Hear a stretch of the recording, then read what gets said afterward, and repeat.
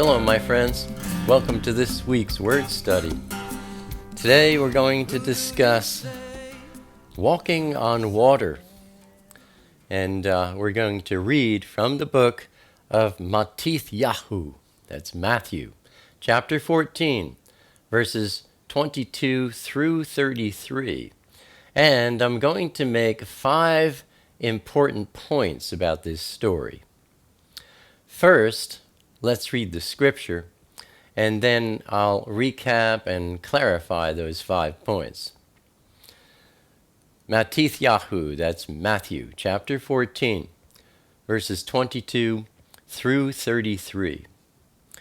Yahshua made his Talmidim enter into the boat and go before him to the other side, while he dismissed the crowds. Point number 1. He dismissed all those who were in the multitudes.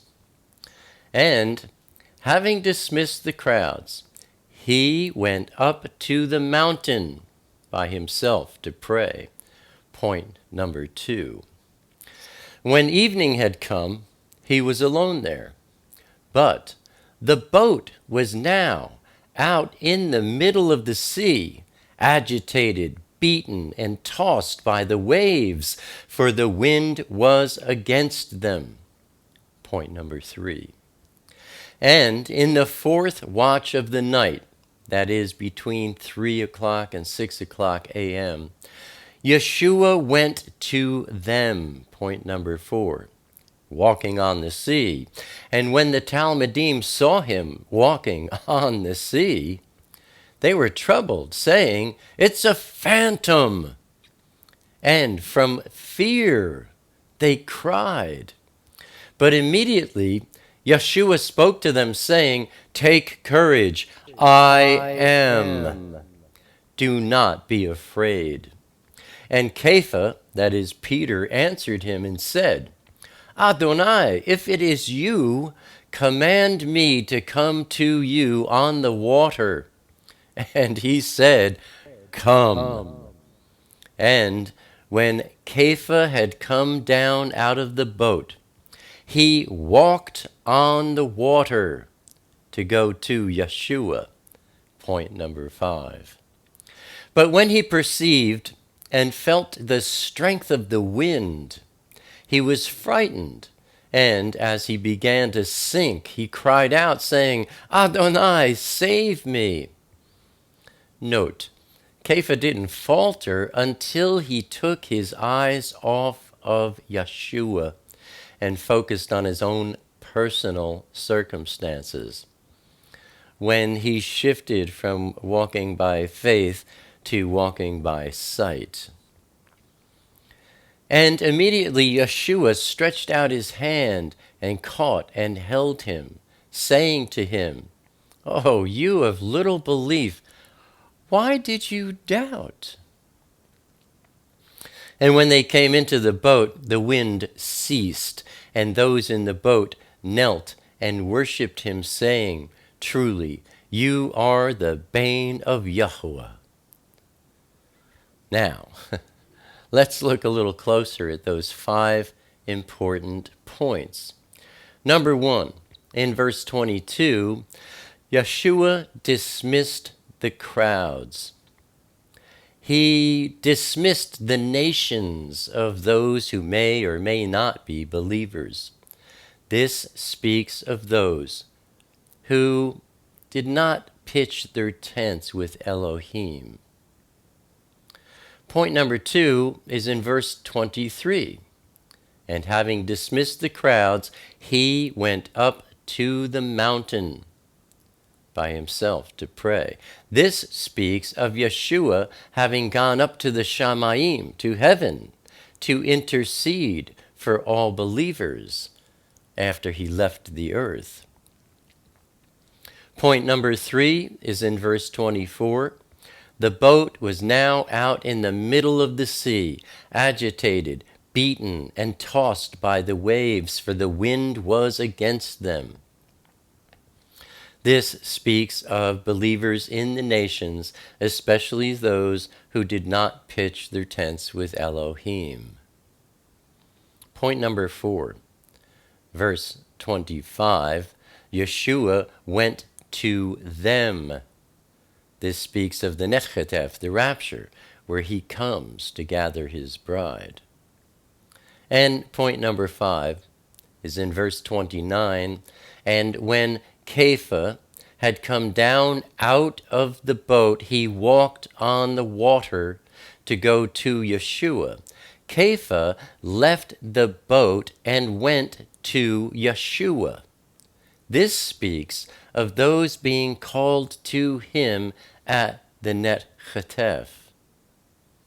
Now, what does it mean to be one of Yeshua's Talmidim? Let's take a look at the Otiot. In 1 Chronicles, chapter 25, verse 8, we see the word student or scholar, and in the original Aramaic Hebrew, that word is Talmid. Talmidim is plural, would mean students or scholars. And Talmid is spelled Tau, Lamed, Mem, Dalet. Tau, picture of crossed sticks. Yahweh's signature, the final goal. Lamed, picture of a staff, has to do with protecting, teaching, and steering the flock.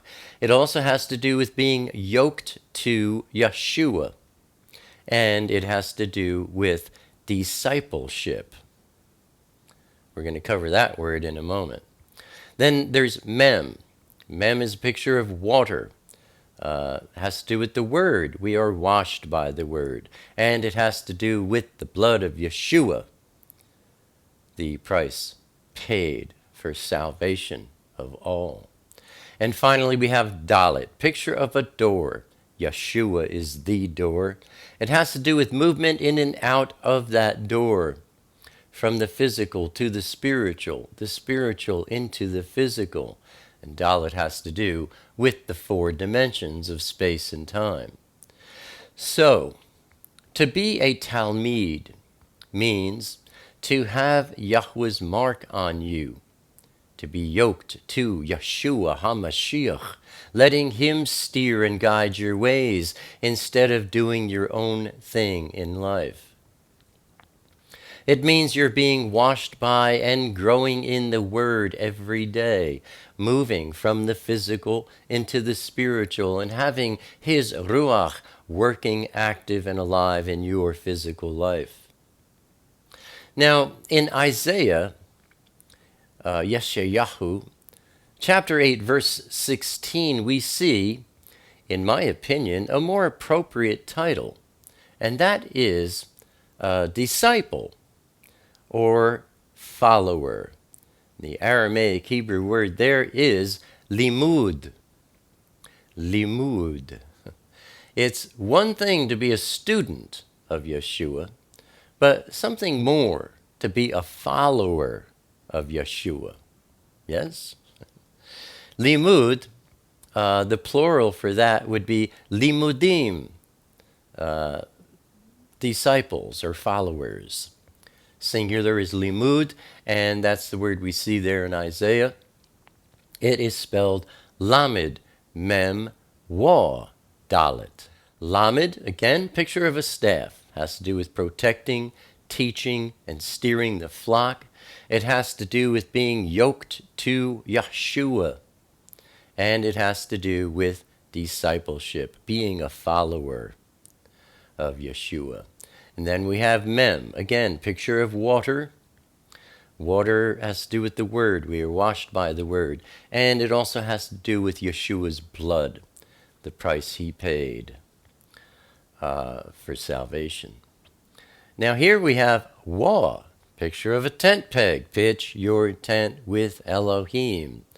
And finally, Dalet, once again, picture of a door. Yeshua is the door. It has to do with moving in and out, back and forth through that door, from the physical to the spiritual, spiritual to the physical. Dalet has to do with the 4 dimensions of space and time. So, to be a limud means to be yoked to Yahshua HaMashiach, letting him steer and guide your ways instead of doing your own thing in life.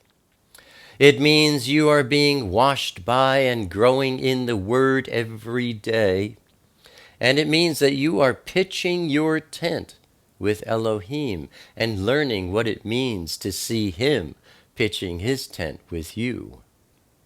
And that you experience yourself daily, moving from the physical into the spiritual, and having his Ruach working active and alive in your physical life. So, in this story in Matthew where Kepha, Peter, walked on water, he's the only one out of all those that were in the boat who left the boat, walked on water when Yeshua said, "Come." And as I pointed out in those 5 points of interest, this story has to do with those who are taken in the net chatef when Yeshua says, "Come up here." And again, not everyone in the boat went out and walked on the water. Only one did. Similar to the parable of the 10 maidens, the 10 virgins commonly known as, where 5 had extra oil, 5 did not. 5 went through the door to be with the bridegroom. 5 didn't. The door was closed. And Yeshua said, "Go away from me, I never knew you." And that word there, "knew," is the same word from Genesis where it said Adam, knew Eve, Hawa, meaning that he was intimate with her. Yeshua, when he says, "I never knew you," he's saying, we were never intimate. A lot of people, lip service, they say, "Yeah, I'm a believer, I go to church every Sunday," whatever. But the question is, is your relationship with Elohim an intimate one?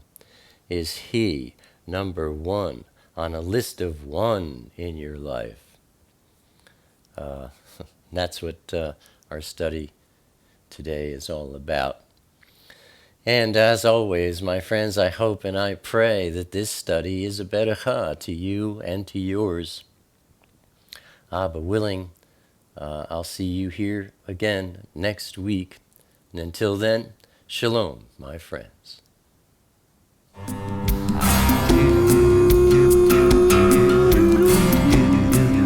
Yeah.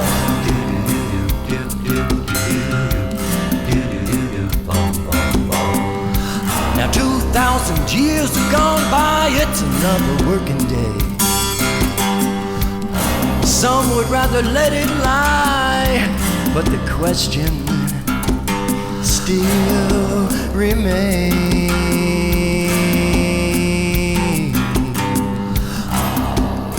Who do you say